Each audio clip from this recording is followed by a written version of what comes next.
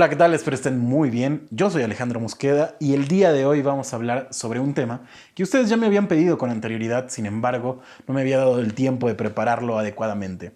El tema justamente tiene que ver con la psicosis o la diferencia entre psicosis y neurosis dentro de la teoría de Lacan. Para ello me voy a basar en un texto que la verdad me gusta bastante, que es el texto de las estructuras clínicas a partir de Lacan de Alfredo Edelstein. Este texto es bastante bueno, ¿no? Recopila muy bien Alfredo las cuestiones de Lacan cuando hace esta diferencia entre la clínica del intervalo y la del holofrase y nos deja ver claramente, al menos desde mi punto de vista, cuál sería la diferencia entre estas dos clínicas, ¿no? Que separaría también por lo menos a la neurosis y a la psicosis, entre otras más, ¿no? También es importante pensar que algo que me gusta muchísimo es la idea de que no todo puede explicarse a través de estas estructuras, por decirlo de alguna forma, o de estas clínicas del intervalo y la holofrase. También hay algo que las distingue y es lo que vamos a ver el día de hoy. Me gustaría recordarte que si quieres inscribirte a las actividades de Campo Psicoanalítico, ya puedes hacerlo. Mándanos un mensaje en Instagram por si te interesa alguna de las dos. La primera que tendremos es justamente en noviembre, de la palabra al significante, un curso en donde estaremos viendo cómo hacer entrar a un paciente a análisis, cómo comenzar a hablar de manera distinta, ya que el hecho de que un paciente venga a vernos no quiere decir que ha empezado un análisis. Por otro lado, también tenemos la actividad, también en noviembre, de el taller de intervención. Cómo generar intervenciones, cómo, cuándo y qué es lo que se interpreta, perdón. Y bueno, les dejo acá los dos flyers. Si les interesa alguna de las dos actividades, escríbanos en Instagram y pues no se queden fuera. También te recuerdo que si te gusta el contenido de este canal, puedes suscribirte, darle a la campanita para no perderte ninguno de los videos, seguirnos en nuestras redes y ahora sí, sin más, comencemos. Bueno, el tema es bastante interesante en realidad, ya que hay una gran diferencia entre la noción de diferencia entre psicosis y neurosis por Freud y la diferencia entre psicosis y neurosis por Lacan. ¿Por qué? Hay un primer punto que debemos de entender y es, a mi parecer, algo clave que tiene que ver justo con la cuestión de las realidades, ¿no? Para Lacan no hay una realidad psíquica y una fáctica como la hay en Freud. Para Freud hay una realidad fáctica, algo que está pasando, ¿no? En la vida real, entre comillas, hay algo que sí está sucediendo y por otro lado estaría la realidad psíquica, que sería como aquello que interpretamos nosotros, como lo vemos a través de como ciertas fantasías inconscientes, dependiendo si es neurosis y psicosis, ¿no?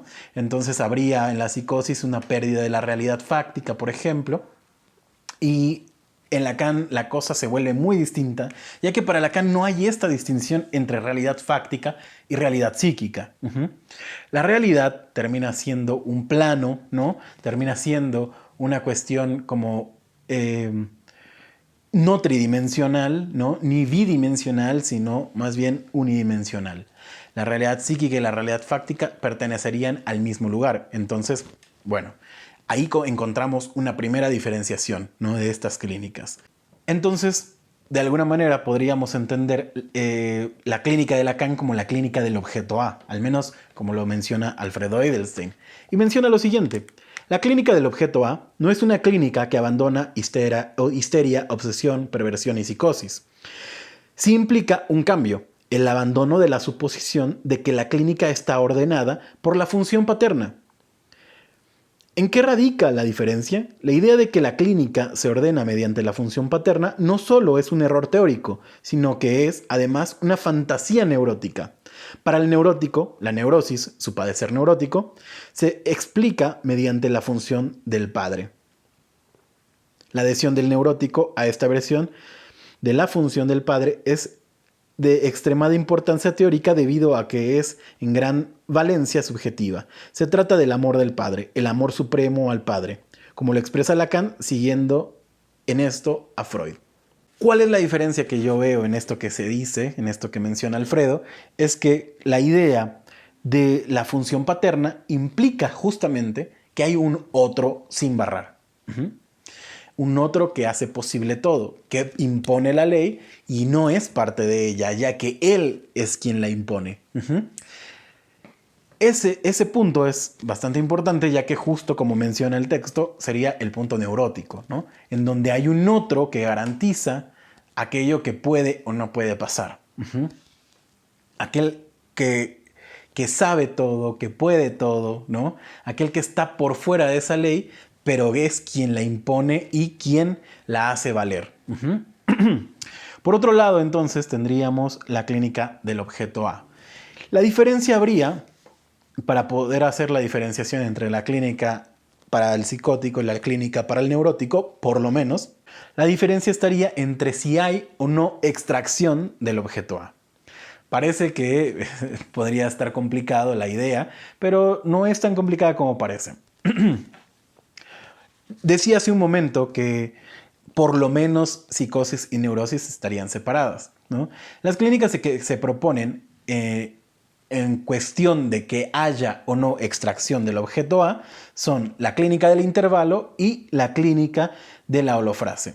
En la clínica del intervalo estará justamente las neurosis, como sabemos, histeria, fobia y obsesión, y la perversión. Y de la clínica de la holofrase estará la psicosis, la debilidad mental y las respuestas psicosomáticas, dejando de lado otras, no sé si llamarlas estructuras o condiciones de padecimiento, de padecimiento, ¿no? Como por ejemplo las adicciones, por acá nos integra algunas otras más que si quieren ahorita les cuento. La locura, la hipocondría, la melancolía, y como les había mencionado, las adicciones.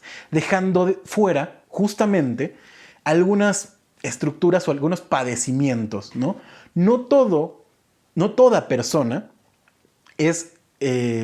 pertenece a la clínica del intervalo o la clínica del holofrase. No toda persona es neurótica o psicótica o perversa.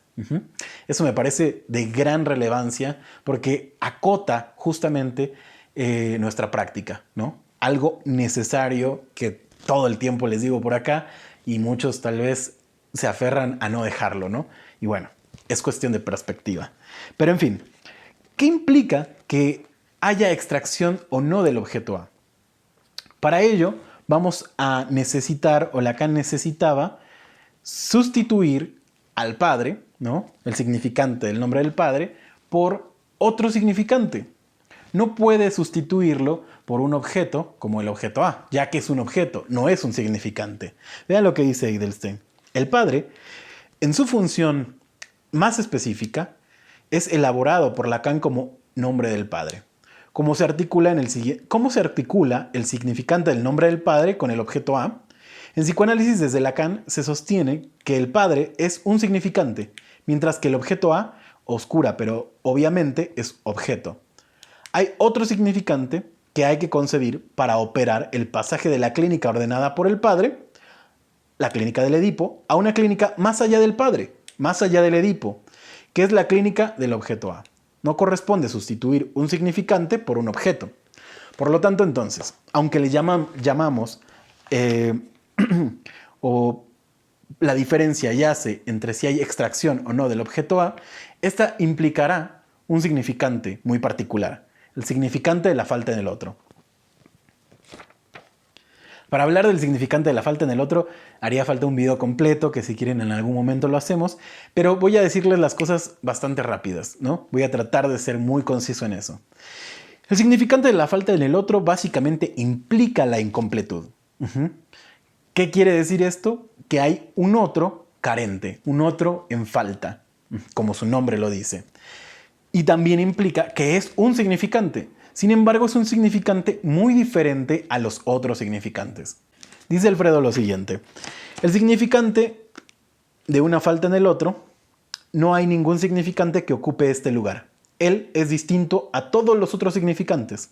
Se mantiene la idea abstracta de una operatoria cuyo cálculo es simbólicamente preciso, aunque no hay ningún elemento significante que pueda considerar como su equivalente. Para ello, Lacan pone el ejemplo de la raíz cuadrada de -1.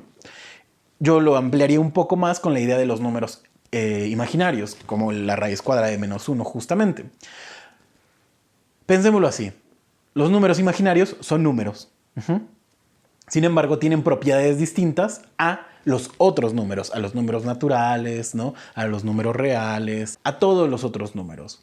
Por lo tanto, aún siendo números, son muy distintos a esos otros números.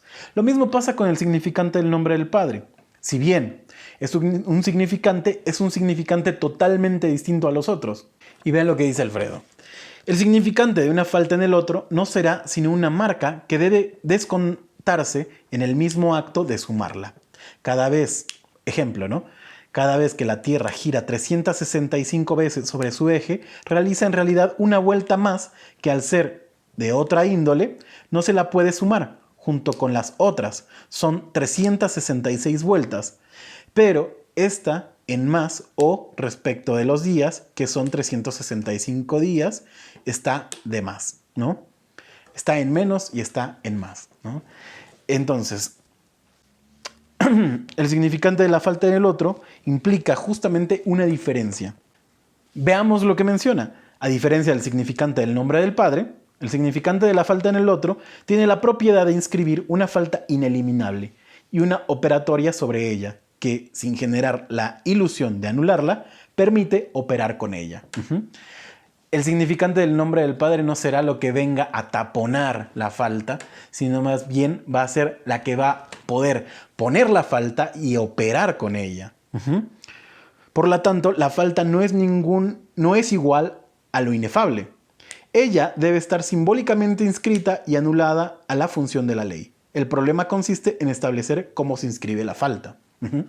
Si hay extracción o no del objeto A. Si opera dicha falta. Esa sería la gran diferencia entre las dos clínicas. Si hay inscripción del significante en la falta en el otro en una estructura, habrá entonces justamente extracción del objeto A. El hecho de que no hay un otro del otro implica justamente eso, que no es lo mismo que la pura incompletud, como dice Alfredo. Se denomina extracción del objeto A. ¿Esto qué quiere decir? Menciona. La extracción del objeto A hace del objeto A algo imposible en la realidad tridimensional. Es decir, que no hay algo, no es una cosa, ¿no?, que queramos, no es ninguna cosa que estemos anhelando. Se le concibe como causa perdida, dice Alfredo, y no como algo que falta, algo por faltar, perdón, se puede querer y obtener, ¿no? Entonces, no hay algo, el objeto A no es ninguna cosa tridimensional. Al contrario, tiene que ver justamente con la descripción de la falta, ¿no? Hay un video por acá que les voy a dejar sobre la idea del objeto A y cómo este tiene que ver justamente con aquello que falta, con el agujero, con el conjunto vacío. Por lo tanto, como les iba diciendo, la diferencia entre la clínica del intervalo y la del holofrase yace justamente donde hay o no hay extracción del objeto A, donde opera o no opera, donde se inscribió o no el significante de la falta en el otro. La clínica del intervalo será donde opera el significante de la falta en el otro. La clínica del holofrase no será así. Por lo tanto, en intervalo tendremos la neurosis y en holofrase la psicosis. ¿Qué quiere decir esto, no? Pensemos en los nombres, intervalo y holofrase. La clínica del intervalo implica que haya una relación significante dialéctica, ¿no?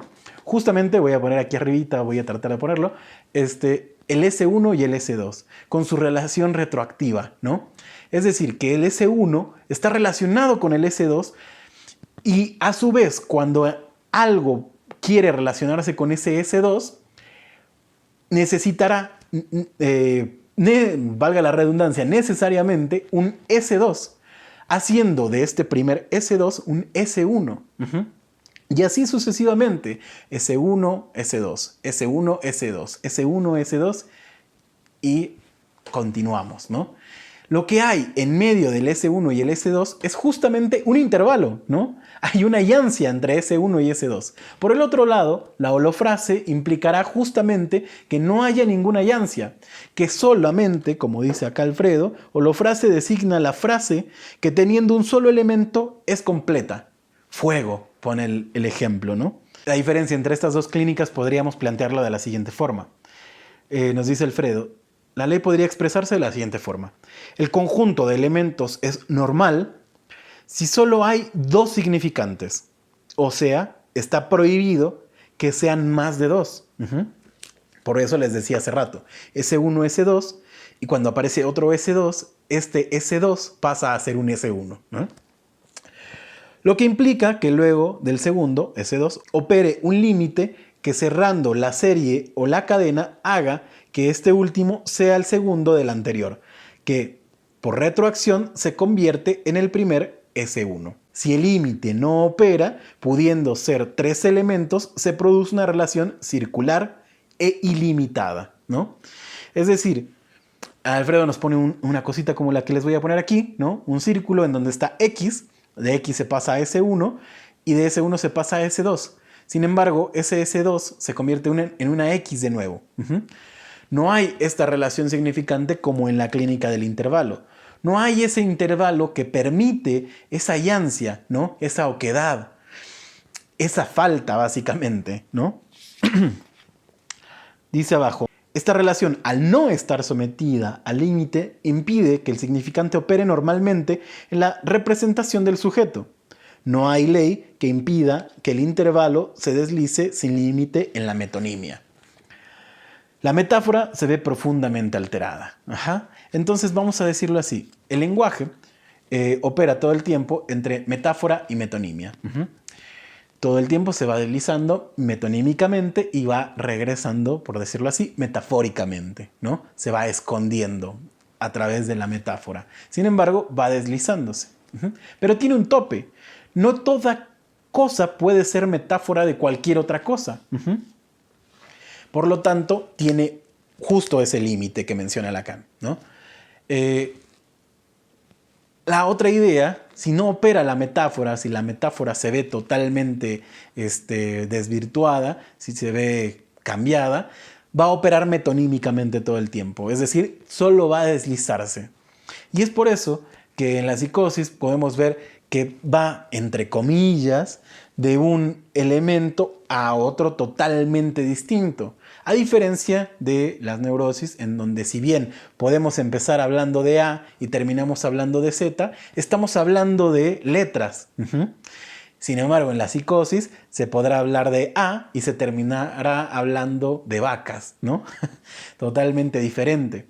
Se va desplazando todo el tiempo. Y entonces puede decir un psicótico que lo viene siguiendo el padre, el padre de la iglesia que lo bautizó. Pero si se bautizó, entonces Dios lo va a proteger. Y lo va a proteger de todos los malos que lo están siguiendo. Y entonces ya se olvidó del padre, pero alguien más lo sigue. Pero así va sucesivamente y va hablando de un montón de cosas que pareciera que no tienen nada que ver, justamente porque hay este desliz metonímico. Y vean el ejemplo que Alfredo pone, también me parece bastante bueno. Si la clínica caso por caso puede ser comparada a una partida de ajedrez, siendo cada una distinta a la otra, a pesar de ello comparten el tablero, las fichas, la apertura y los cierres. En el campo de la holofrase, dada la ausencia de una estructura legalizada, la partida se caracteriza por un juego siempre distinto, donde el tablero, las fichas y las movidas carecen de ley, de funcionamiento y límite. Voy a ponerlo en estos términos, ¿no? Piensen en cualquier juego de mesa. Y cualquier juego de mesa tiene algo que no se puede hacer. No podemos, en Monopoly, inventarnos una nave espacial, ¿no? No podemos en Monopoly jugar a las cartas. No podemos en el ajedrez jugar como en las damas chinas, ¿no? Cada una de las piezas del tablero de ajedrez tiene reglas de cómo se mueve. Por lo tanto, tiene una falta inscrita cada uno de estos elementos, ¿no? Un caballo jamás podrá moverse como un peón, por ejemplo. Por lo tanto, hay reglas en los juegos las cuales imposibilitan otras cosas. A diferencia de, como dice en el ejemplo, en la cuestión de la holofrase, sería como un juego en donde todo se vale.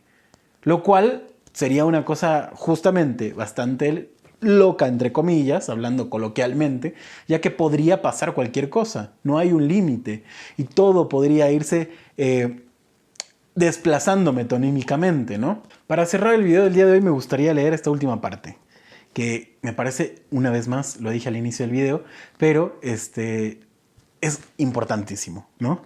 El sostenimiento del no todo, que permite afirmar que no toda la psicopatología está comprendida por la lógica de la extracción o no del objeto A, no todos los sujetos son perversos, neuróticos o psicóticos. Por eso, como les decía en la tabla que Alfredo pone, afuera pone otros malestares, ¿no? Como les decía, las adicciones, las locuras, la hipocondría y la melancolía, ¿no? Entonces, no todos pertenecen a esta clínica y está bien que no sea así. No podemos explicar todo con un mismo marco teórico. Bueno, espero que se haya entendido, de verdad traté de ser claro, ¿no? Básicamente la diferencia para Lacan entre psicosis y neurosis tendría que ser con que opere o no, esté inscrito o no el significante de la falta en el otro, el cual permitirá justamente que se pueda decir que hay o no extracción del objeto A. Es decir, que haya un límite, que haya un tope, que opere la metáfora y opere la metonimia, ¿no? A diferencia de en la clínica de la holofrase, que incluiría la psicosis, ¿no? En donde justamente en lugar de que opere ese tope, de que opere metáfora y metonimia, lo único que opera terminaría siendo la metonimia e iría desplazando todo el tiempo el discurso sin haber esa retroacción, ¿no? Bien, espero haber sido claro. Les recuerdo que pueden sumarse a las actividades de campo psicoanalítico. Les dejo aquí justamente las dos, la de la palabra al significante y el taller de la interpretación, qué, cómo y cuándo interpretar. Así que no se queden fuera. También les recuerdo que pueden seguirnos en nuestras redes sociales, Instagram, Facebook y TikTok. Y no me voy sin antes recordarles que nosotros no lo sabemos todo, pero podemos estudiarlo juntos. Hasta la próxima.